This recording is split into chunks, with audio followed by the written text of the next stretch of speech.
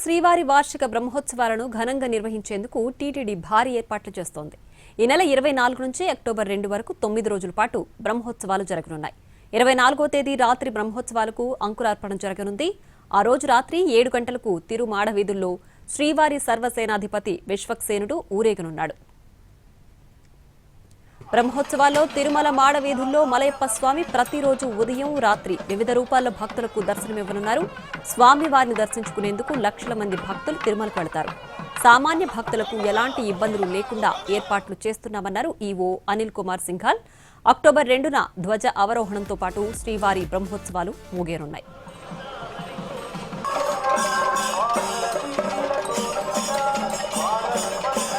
బ్రహ్మదేవుడే ఉత్సవాలను నిర్వహించాడని, అందుకే బ్రహ్మోత్సవాలుగా పేరు పొందాయని పురాణాలు చెబుతున్నాయి. బ్రహ్మోత్సవాల సందర్భంగా వివిధ వాహనాలపై తిరువీధుల్లో ఊరేగుతూ భక్తులకు దర్శనమిస్తాడు మలయప్ప స్వామి. ఈ నెల 23న సాయంత్రం అంకురార్పణతో మొదలై ధ్వజావరోహణంతో బ్రహ్మోత్సవాలు ముగుస్తాయి.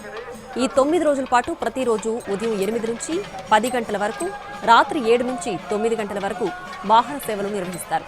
24న సాయంత్రం మీన లగ్నంలో ధ్వజారోహణంలో ధ్వజస్తంభంపై ధ్వజపటాన్ని ఎగురవేసి సకల దేవతలను ఆహ్వానించి బ్రహ్మోత్సవం సంబరాన్ని ఆరంభిస్తారు.